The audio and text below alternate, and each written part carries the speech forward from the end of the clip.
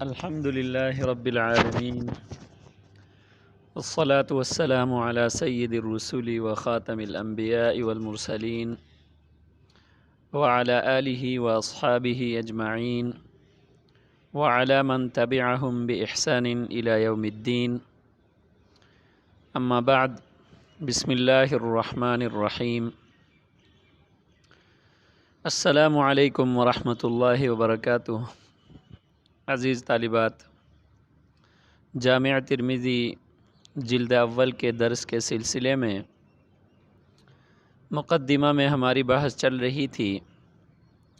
15 ابحاث میں سے 7 بحثوں کی تفصیل ہم نے پڑھی تھی. آج ہم پڑھیں گے 8ویں بحث، المبحث الثامن. 8ویں بحث یا المبحث الثامن جو ہے وہ ہے انواع المصنفات فی الحدیث. حدیث کے باب میں جو کتابیں تصنیف کی گئی ہیں ان کے انواع کو ہم یہاں پہ ذکر کریں گے. انواع المصنفات فی الحدیث. یاد رہے کہ موضوع اور ترتیب کے لحاظ سے کتب حدیث کی بہت ساری قسمیں ہیں، اور ان میں سے ہر ایک قسم کا اپنا ایک خاص اور اصطلاحی نام بھی ہوتا ہے. تو لہٰذا علم حدیث کے طالب علم کے لیے اور طالبہ کے لیے ان اقسام کا جاننا نہایت ضروری ہے. مصطلح میں ان میں سے بہت ساری قسموں کو آپ نے پڑھا بھی ہوگا. بہرحال تفصیل بہت لمبی ہے، اور ان کتب حدیث کے لیے جو اصطلاحات استعمال ہوئی ہیں ان کی تفصیل بھی بہت زیادہ ہے، لیکن ہم ان میں سے چند مشہور اقسام کو یہاں پہ ذکر کریں گے. موضوع اور ترتیب کے لحاظ سے کتب حدیث کی جو اقسام ہیں ان میں سے پہلی قسم کا نام جامع ہے. جامع، اس کی جمع جوامع آتی ہے. جامع حدیث کی اس کتاب کو کہا جاتا ہے جس میں 8 مضامین کو جمع کیا جاتا ہے. 8 مضامین حدیث کی جس کتاب میں جمع ہوں اس کو جامع کہا جاتا ہے. اور ان مضامین کو آسانی کی خاطر کسی نے شعر میں جمع بھی کیا ہے: سیر و آداب و تفسیر و عقائد، فتن، اشراط و احکام و مناقب. سیر و آداب و تفسیر و عقائد، فتن، اشراط و احکام و مناقب. سیر، آداب و تفسیر و عقائد، فتن، اشراط و احکام و مناقب. شعر کو چونکہ یاد کرنا آسان ہوتا ہے تو آسانی کی خاطر ان 8 کو کسی نے جمع کیا ہے. تو یہ 8 قسم کے مضامین جس کتاب میں، جس حدیث میں جمع ہوں، وہ حدیث کی اس کتاب کو جامع کہا جاتا ہے. اور وہ 8 مضامین جو اس شعر میں بھی بیان ہوئے ہیں وہ یہ ہیں: سیر. سیر یہ سیرت کی جمع ہے. نبی صلی اللہ علیہ وسلم کی حیات طیبہ کے متعلق جو احادیث ہیں عام طور پر سیر میں ان کا ذکر ہوتا ہے. اسی طرح سیر صحابہ میں صحابہ کی سیرت کے بارے میں احادیث جو ہوتی ہیں ان کو جمع کیا جاتا ہے. دوسرے نمبر پر جو مضمون ہے وہ آداب. آداب میں پھر معاشرتی آداب ہیں، کھانے پینے کے آداب ہیں، لباس کے آداب ہیں، اٹھنے بیٹھنے کے آداب ہیں. آداب کا بھی اس میں ذکر ہوتا ہے.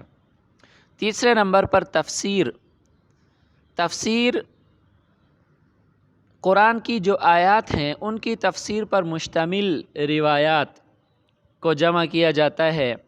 اب لوگوں نے ابواب التفسیر جو ترمذی ثانی میں شامل ہے، وہ اگرچہ اس کو ہم نے پڑھا نہیں ہے لیکن ترمذی ثانی میں تفسیر بھی جو ہے نا وہ شامل ہے، اب لوگوں نے دیکھا ہے. تو ابواب التفسیر، اسی طرح کتاب التفسیر کے عنوان سے محدثین اپنی کتب میں ان روایات کو ذکر کرتے ہیں جو قرآنی آیات کی تفسیر پر مشتمل ہوتی ہیں، تو تفسیر کا اس میں ذکر ہوتا ہے. چوتھے نمبر پر عقائد. عقائد ایمانیات پر مشتمل جو روایات ہوتی ہیں ان کو ذکر کیا جاتا ہے۔ اسی طرح فتن جو بڑے بڑے فتنے رونما ہونے والے ہوتے ہیں، بڑے بڑے واقعات رونما ہونے والے ہوتے ہیں، نبی اکرم صلی اللہ علیہ وسلم نے ان کی پیشن گوئی فرمائی ہے، اس پر مشتمل جو احادیث ہوتی ہیں ان کا ذکر ہوتا ہے۔ اور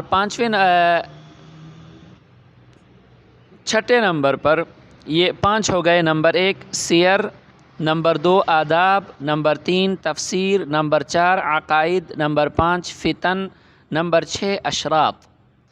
اشراط سے مراد وہ روایات ہیں کہ جس میں علامات قیامت کو نبی صلی اللہ علیہ وسلم نے بیان فرمایا ہے کہ قیامت کی علامات میں سے جو ہے نا وہ یہ ہے۔ آپ لوگوں نے علامات قیامت کے بارے میں بہت ساری روایات کو آپ لوگوں نے پڑھا ہے کہ جس میں قیامت کی نشانیوں کو نبی صلی اللہ علیہ وسلم نے بیان فرمایا ہے۔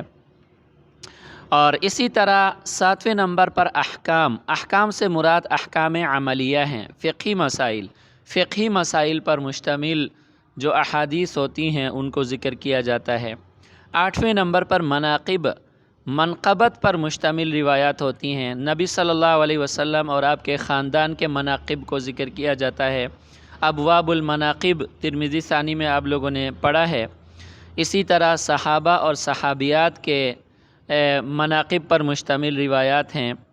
اسی طرح مہاجرین اور انصار کے مناقب پر مشتمل روایات ہیں، عرب کے مناقب پر مشتمل روایات ہیں، تو ان تمام روایات کو اس میں ذکر کیا جاتا ہے جو مناقب سے تعلق رکھتی ہیں۔ تو جو کتاب ان 8 مضامین پر مشتمل ہو اس کتاب کو جامع کہا جاتا ہے، اور اس کی جمع جوامع آتی ہے۔ جوامع میں سے ہم یہاں پہ چند کا ذکر کریں گے۔ سب سے پہلی جامع جو لکھی گئی ہے وہ جامع معمر ابن راشد ہے۔ معمر ابن راشد کی لکھی ہوئی جامع معمر ابن راشد کے نام سے مشہور ہے، وہ سب سے پہلی جامع ہے جو کہ لکھی گئی ہے۔ یہ امام زہری رحمہ اللہ کے شاگرد ہیں، معمر ابن راشد ابن شہاب زہری کے شاگرد ہیں۔ یہ کتاب جو ہے اب نایاب ہے، اس کا کوئی نسخہ موجود نہیں ہے، البتہ اس کا ذکر کتابوں میں ملتا ہے۔ دوسرے نمبر پر جو جامع ہے وہ جامع سفیان ثوری ہے، سفیان ثوری رحمہ اللہ کی جامع ہے۔ یہ کتاب بھی نایاب ہے اور آج کل موجود نہیں ہے۔ تیسرے نمبر پر جو جامع ہے وہ جامع عبد الرزاق ہے۔ یہ کتاب آج کل موجود ہے اور مصنف عبد الرزاق کے نام سے مشہور ہے، مصنف عبد الرزاق کے نام سے مشہور ہے، جامع عبد الرزاق یہ آج کل موجود ہے۔ اب ہمارے ہاں جو صحاح ستہ ہیں، صحاح ستہ میں سے جامع کی کتاب کون سی کتابیں جامع ہیں؟ تو صحاح ستہ میں سے بخاری اور ترمذی کے جامع ہونے پر سب کا اتفاق ہے کہ صحیح بخاری میں یہ 8 مضامین موجود ہیں، لہٰذا وہ بھی جامع ہے۔ جامع ترمذی میں یہ 8 مضامین موجود ہیں، تو لہٰذا ترمذی بھی جامع ہے۔ البتہ صحیح مسلم کے جامع ہونے کے بارے میں اختلاف ہے، بعض حضرات فرماتے ہیں کہ یہ جامع ہے اور بعض حضرات فرماتے ہیں کہ جامع نہیں ہے۔ جو حضرات فرماتے ہیں کہ جامع ہے ان کے نزدیک تفسیر قرآن پر مشتمل آیات اس میں، باقی تمام مضامین ان کے نزدیک اس میں موجود ہیں، 8 کے 8 مضامین صحیح مسلم میں موجود ہیں، تو اس وجہ سے وہ فرماتے ہیں کہ یہ صحیح مسلم بھی جامع ہے۔ اور جو حضرات صحیح مسلم کے جامع ہونے کے قائل نہیں ہیں وہ فرماتے ہیں کہ کتاب التفسیر اس میں نہایت مختصر ہے، جو قرآنی آیات کی تفسیر پر مشتمل روایات ہیں وہ نہایت مختصر ہیں۔ اختصار کی وجہ سے وہ فرماتے ہیں کہ گویا کہ کتاب التفسیر جو ہے وہ نہایت مغلوب ہے اور مغلوب کا اعتبار ہوتا نہیں، تو لہٰذا مغلوب جو ہے وہ کالعدم کے مانند ہوتا ہے، لہٰذا ایسا ہے کہ گویا اس میں کتاب التفسیر نہیں ہے، باقی 7 مضامین اس میں شامل ہیں۔ لہٰذا جب کتاب التفسیر اس میں شامل نہیں ہے تو پھر اس کو ہم جامع نہیں کہہ سکتے، اور بہرحال صحیح اور درست بات یہی ہے کہ صحیح مسلم بھی جامع ہے۔ مختصر ہونا یہ جامعیت کے منافی نہیں ہے۔ آیات اس میں جو روایات تفسیر کے متعلق ہیں کتاب التفسیر میں، وہ روایات اگرچہ نہایت مختصر ہیں، وہ کتاب التفسیر نہایت مختصر ہے، اس میں روایات کی تعداد کم ہے، لیکن موجود ہے اور موجود ہونا یہ کافی ہے، تو لہٰذا 8 قسم کے مضامین مسلم میں شامل ہیں، لہٰذا مسلم بھی جامع ہے۔ دوسرے نمبر پر جو کتب حدیث یا مصنفات الحدیث کی جو قسم ہے وہ سنن ہے۔ سنن حدیث کی اس کتاب کو کہا جاتا ہے جس میں احادیث کو ابواب فقہیہ کی ترتیب پر مرتب کیا گیا ہو۔ حدیث کی وہ کتاب کہ جس کو ابواب فقہیہ کی ترتیب پر مرتب کیا گیا ہو، ابتدا میں ابواب الطہارات ہو، پھر جو ہے وہ عبادات کا بیان ہو، ابواب الصلاۃ، اسی طرح جو ہے وہ زکوٰۃ ہے، صوم ہے، حج ہے، اور اس کے بعد نکاح، بیوع وغیرہ۔ تو بہرحال حدیث کی جو کتاب ابواب فقہیہ کی ترتیب پر مرتب ہو اس کو سنن کہا جاتا ہے۔ لیکن یہ بات یاد رہے کہ یہ سنن جو ہے یہ متأخرین کی اصطلاح ہے۔ ابتدا میں سنن کو ابواب کہا جاتا تھا، اور پھر ابواب کے بعد اس کا نام تبدیل ہو کر مصنف بن گیا، اور بعد میں اس کو سنن کہا جانے لگا۔ تو سب سے پہلے جو کتاب جو کہ حدیث کی جو کتاب ابواب فقہیہ کی ترتیب پر مرتب ہوتی تھی اس کتاب کا نام ہوتا تھا ابواب، اور پھر بعد میں اس کے لیے ابواب کی اصطلاح ختم ہو گئی اور مصنف کی اصطلاح اس کے لیے شروع ہو گئی، اور پھر بعد میں مصنف کی اصطلاح بھی ختم ہو گئی اور اس کو سنن کہا جانے لگا۔ اچھا، سننات میں سے، ابواب اور مصنفات میں سے جو سب سے پہلی کتاب وجود میں آئی ہے وہ امام عامر شعبی کی لکھی ہوئی کتاب ہے۔ امام عامر شعبی رحمہ اللہ یہ امام ابو حنیفہ رحمہ اللہ کے اساتذہ میں سے ہیں۔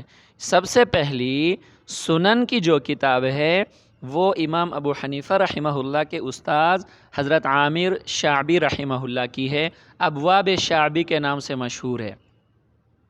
اور ہمارے ہاں صحاح ستہ میں سنن نسائی، سنن ابی داؤد، ترمذی اور ابن ماجہ یہ سنن ہیں۔ اچھا، ترمذی کی یہ خصوصیت ہے کہ ترمذی جو ہے وہ ابواب فقہیہ کی ترتیب پر مرتب ہونے کی وجہ سے سنن بھی ہے، اور اس میں وہ 8 مضامین اس میں شامل ہونے کی وجہ سے یہ جامع بھی ہے۔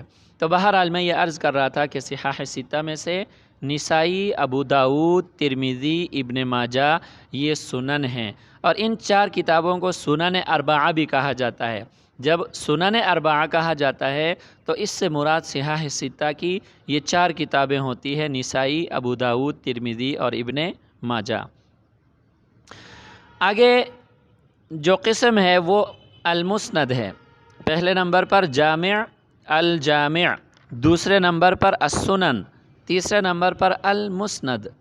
مسند حدیث کی اس کتاب کو کہا جاتا ہے جس میں احادیث کو صحابہ کرام رضوان اللہ علیہم اجمعین کی ترتیب سے جمع کیا گیا ہو۔ المسند حدیث کی اس کتاب کو کہا جاتا ہے جس میں احادیث کو صحابہ کرام رضوان اللہ علیہم اجمعین کی ترتیب سے جمع کیا جاتا ہے۔ اس میں مثال کے طور پر ایسا ہوتا ہے کہ ایک صحابی کی تمام مرویات کو، چاہے وہ کسی بھی مضمون سے متعلق ہوں، ایک جگہ اکٹھا کیا جاتا ہے۔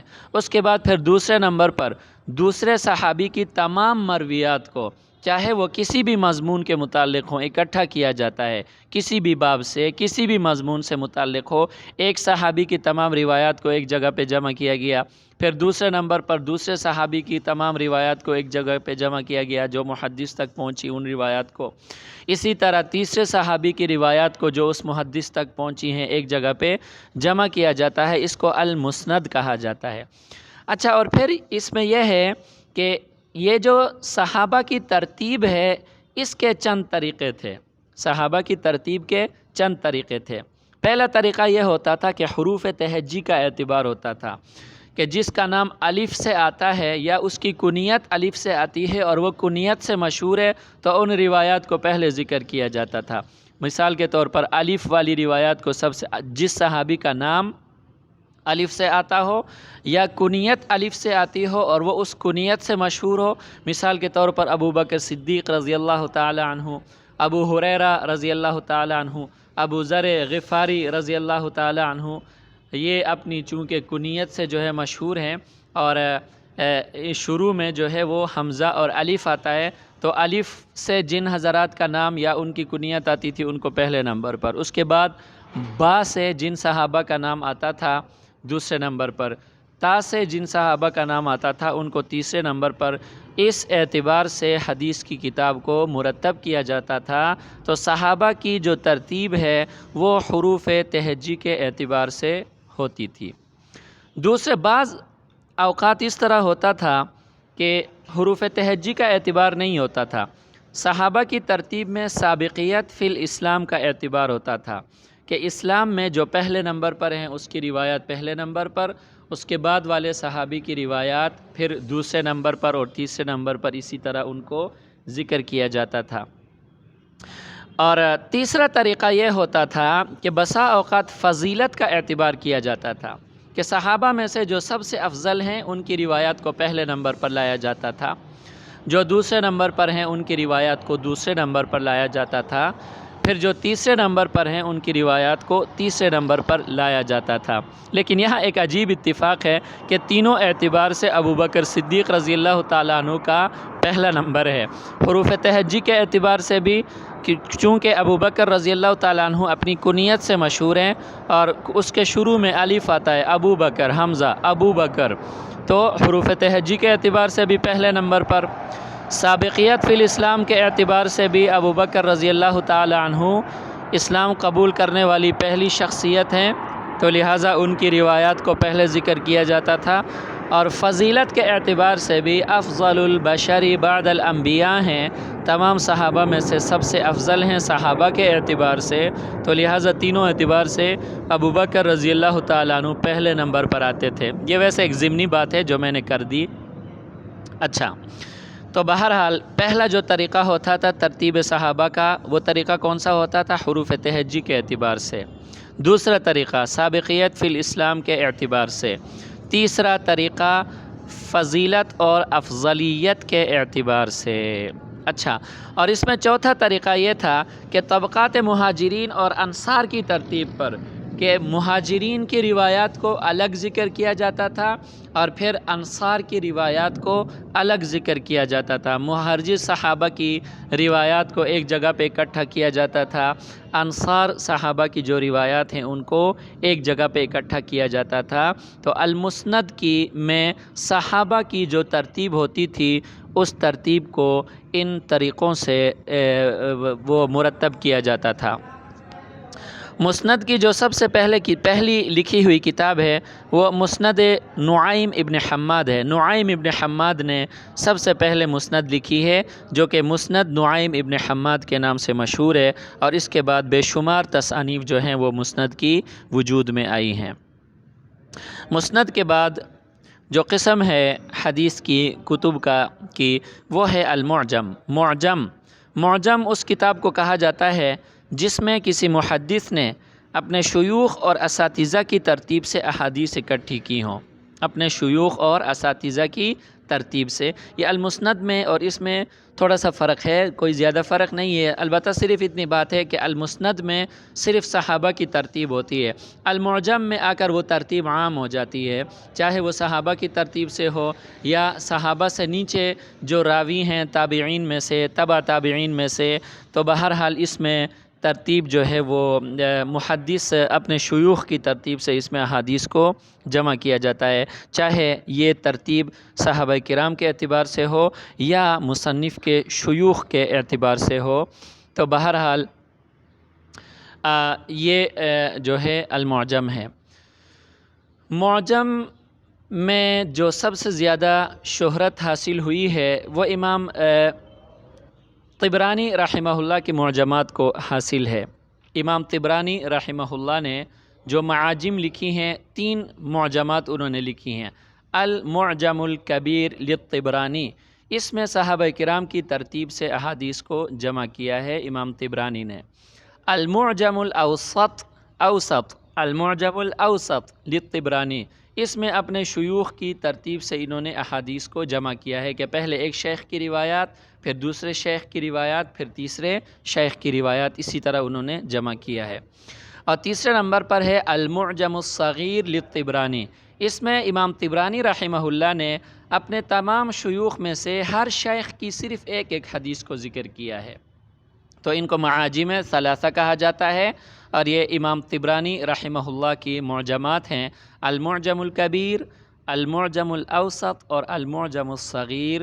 یہ 3 کتابیں، 3 معجمات امام طبرانی رحمہ اللہ کی ہیں۔ آگے جو حدیث کی قسم ہے وہ ہے المستدرک۔ المستدرک، مستدرک حدیث کی اس کتاب کو کہا جاتا ہے جس میں کسی دوسری کتاب کی ان چھوٹی ہوئی احادیث کو جمع کیا جاتا ہے جو مذکورہ کتاب کی شرائط کے مطابق ہوں۔ اب دیکھیں، ایک محدث نے اپنی شرط کے مطابق روایات کو جمع کیا۔ مثال کے طور پر امام بخاری رحمۃ اللہ علیہ نے اپنی شرائط کے مطابق احادیث کو صحیح بخاری میں جمع کیا ہے۔ امام مسلم رحمۃ اللہ علیہ نے اپنی شرائط کے مطابق صحیح مسلم میں روایات کو جمع کیا ہے، لیکن بہت ساری روایات ایسی تھیں جو ان کی شرائط کے مطابق تھیں لیکن ان کو نہیں پہنچی تھی، اس وجہ سے انہوں نے ان کو ذکر نہیں کیا۔ بہت ساری روایات ایسی ہیں جو صحیح ہے بخاری کی شرائط پر ہیں لیکن امام بخاری سے وہ چھوٹ گئی تھی، امام بخاری رحمۃ اللہ علیہ نے ان کو ذکر نہیں کیا تھا۔ اسی طرح متعدد روایات ایسی تھیں جو مسلم کی شرائط کے مطابق تھیں لیکن امام مسلم رحمۃ اللہ علیہ نے ان کو ذکر نہیں کیا تھا، وہ امام مسلم رحمۃ اللہ علیہ سے چھوٹ گئی تھیں، جو ان حضرات کو وہ روایات نہیں پہنچی تھیں۔ بعد میں آنے والوں نے ان روایات کو کیا کیا؟ جمع کیا۔ جو امام بخاری رحمۃ اللہ علیہ کی شرائط کے مطابق تھیں ان کو جمع کیا، جو امام مسلم رحمۃ اللہ علیہ کی شرائط کے مطابق تھیں لیکن وہ وہاں بخاری اور مسلم میں مذکور نہیں تھی، ان روایات کو کیا کیا؟ جمع کیا۔ بخاری اور مسلم پر متعدد علماء نے مستدرکات لکھی ہیں، یعنی وہ روایات جو امام بخاری کی شرائط کے مطابق تھیں اور وہ روایات جو امام مسلم کی شرائط کے مطابق تھیں، لیکن امام بخاری اور امام مسلم رحمہم اللہ نے، شیخین نے جو ہے ان کو اپنی کتب حدیث میں ذکر نہیں کیا تھا، بعد میں آنے والوں نے ان کی شرائط کے موافق جو روایات تھیں ان کو مرتب کیا اور لکھا۔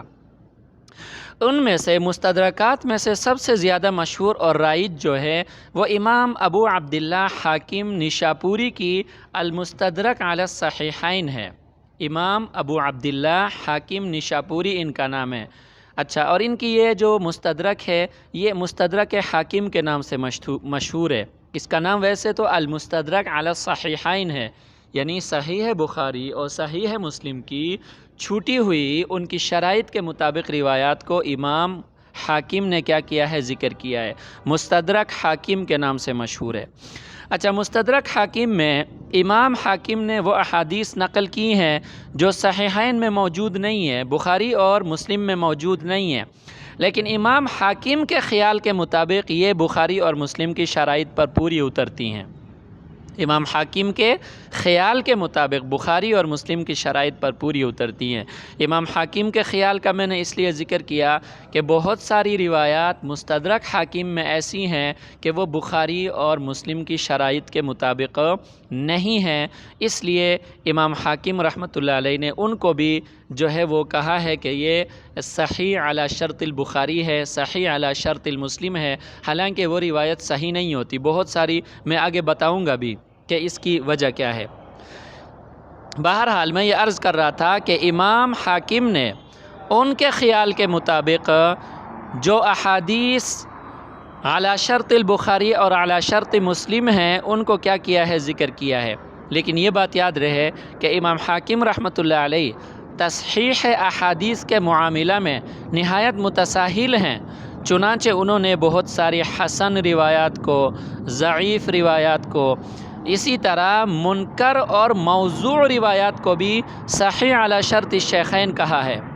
امام حاکم رحمۃ اللہ علیہ نے بہت ساری حسن روایات کو، اسی طرح ضعیف روایات کو، اسی طرح منکر روایات کو بلکہ بسا اوقات موضوع روایات کو بھی انہوں نے کیا کہا ہے، صحیح علی شرط الشیخین کہہ کر ان کو مستدرک میں داخل کیا ہے، اور پھر بعد میں حافظ ذہبی رحمہ اللہ نے اس کی تلخیص کر کے امام حاکم کی غلطیوں کی نشاندہی کر دی ہے۔ لہٰذا جب تک حدیث کے بارے میں حافظ ذہبی صحت کی تصحیح نہ کر دیں اس وقت تک صرف حاکم کی تصحیح کا اعتبار نہیں کیا جاتا۔ اس کی وجہ یہ ہے کہ امام حاکم تصحیح حدیث کے معاملے میں متساہل ہیں، تو اس لیے امام حاکم رحمۃ اللہ علیہ کی صرف اپنی تصحیح کا اعتبار نہیں ہے، لیکن ان کی کتاب مستدرک حاکم مستدرکات میں سے نہایت مشہور ہے اور رائج ہے۔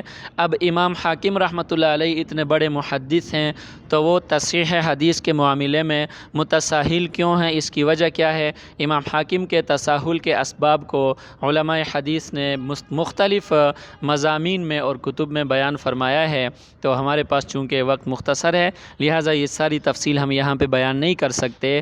بس صرف اتنی بات یاد رکھے کہ مستدرکات میں سے جو سب سے زیادہ مشہور اور رائج ہے وہ مستدرک حاکم ہے۔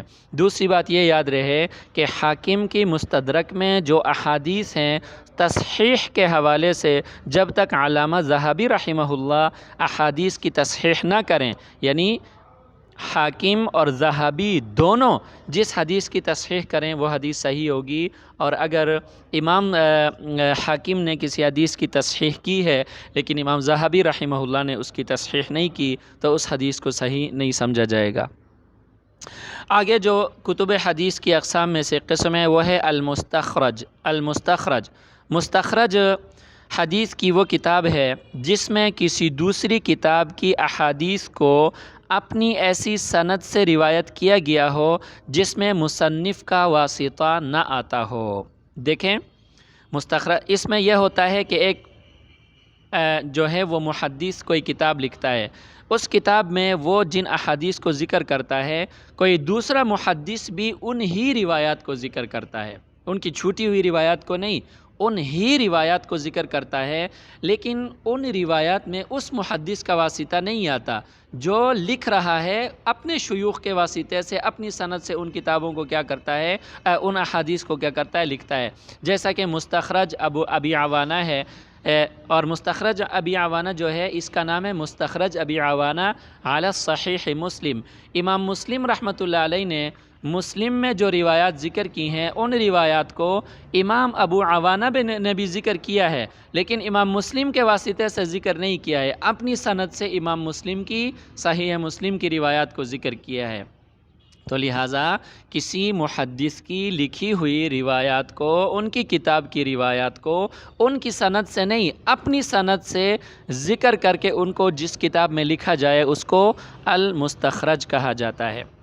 المستخرج کے بعد جو حدیث کی قسم ہے وہ ہے الجز کی جمع اجزاء آتی ہے۔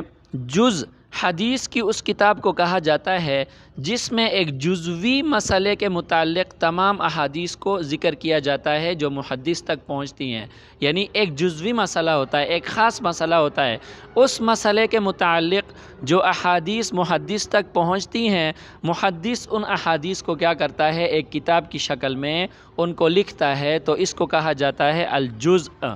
جیسا کہ جزء رفع الیدین للبخاری، امام بخاری رحمۃ اللہ علیہ کو رفع الیدین کے متعلق جو احادیث پہنچی ہیں، امام بخاری رحمۃ اللہ علیہ نے ان روایات کو ایک جگہ پہ اکٹھا کیا ہے اور جمع کیا ہے، اس کو کہا جاتا ہے جزء رفع الیدین للبخاری۔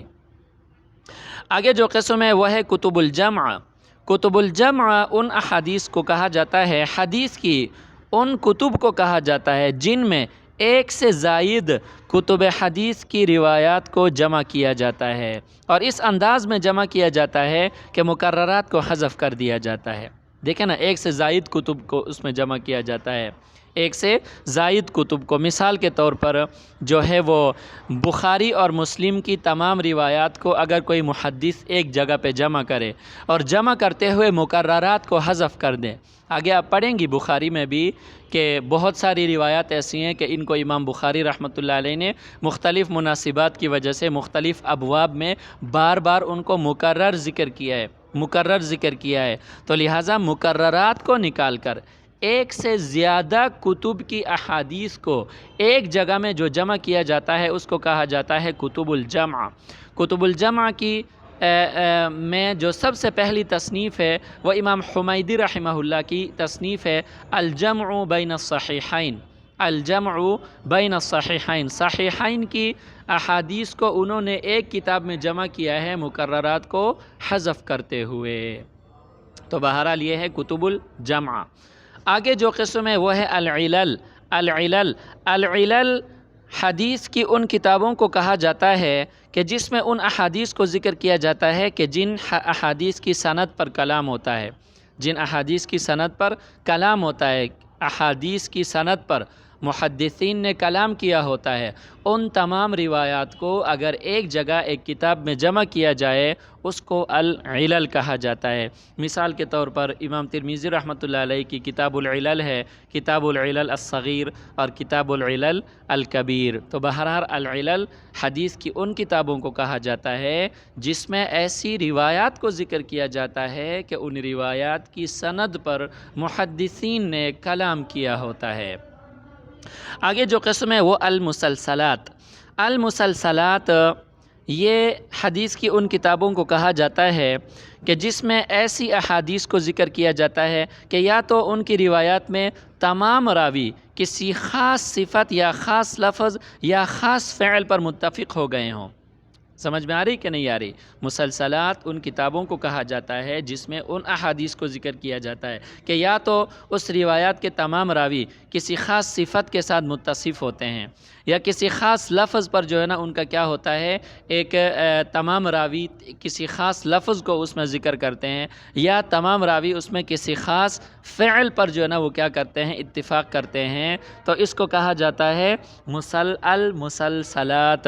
مثال کے طور پر اگر تمام راوی فقیہ ہوں، محدث سے لے کر صحابی تک تمام راوی اگر فقیہ ہیں، اور تو پھر اب جو اس کو کہا جاتا ہے مسلسلات کی قسم میں یہ جو ہے نا وہ کیا ہے، داخل ہے۔ اسی طرح بسا اوقات ایسا ہوتا ہے کہ حدیث کی روایت کرتے ہوئے صحابی سے لے کر محدث تک ہر راوی نے ایک خاص کام سر انجام دیا ہوتا ہے، اور اس وجہ سے بھی جو ہے نا اس کو کیا، ان روایات کو مسلسلات کہا جاتا ہے۔ جیسا کہ حدیث مسلسل بالمصافحہ ہے، مسلسل بالمصافحہ کہ نبی صلی اللہ علیہ وسلم نے صحابی کو مصافحہ کرتے ہوئے وہ حدیث پہنچائی، اور پھر اس سے صحابی نے تابعی کو، تابعی نے تبع تابعی کو، محدث تک یہ جو روایت پہنچی ہے اس میں ہر راوی نے مصافحہ کیا ہے جو کہ خاص عمل ہے، تو لہٰذا اس کو مسلسل بالمصافحہ کہا جاتا ہے۔ مسلسل بالضحک جو ہے نا وہ حدیث ہے کہ اس میں نبی صلی اللہ علیہ وسلم نے ایک ضحک کا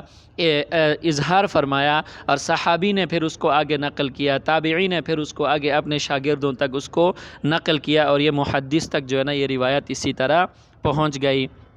اور ایک حدیث بہت ساری ایسی احادیث موجود ہیں کہ جس میں کسی تمام راویوں نے محدث سے لے کر صحابی تک تمام راوی یا تو کسی خاص صفت کے ساتھ متصف ہوتے ہیں یا کسی خاص لفظ پر متفق ہوتے ہیں یا کسی خاص فعل پر متفق ہوتے ہیں۔ ان روایات کو جس کتاب میں جمع کیا جاتا ہے ان کتب کو المسلسلات کہا جاتا ہے۔ تو یہ قسمیں جو ہے کتب حدیث کی ہم نے ذکر کی ہیں، موضوع کے اعتبار سے، اسی طرح ترتیب کے اعتبار سے۔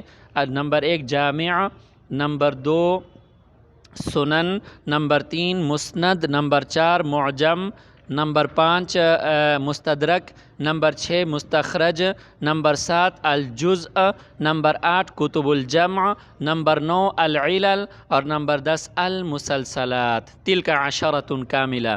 یہ 10 قسمیں جو ہیں ہم نے بیان کی۔ اس کے علاوہ مزید اور بھی بہت ساری قسمیں موضوع اور ترتیب کے اعتبار سے کتب حدیث کی ہیں، لیکن ان میں سے جو مشہور قسمیں تھیں وہ 10 قسموں کو میں نے آپ کے سامنے ذکر کیا۔ مزید اگر آپ کو تفصیل چاہیے تو پھر مطولات میں، بڑی کتب میں اس کی ساری تفصیل جو ہے وہ موجود ہے، وہاں سے معلوم کر لیں۔ وآخر دعوانا ان الحمد للہ رب العالمین۔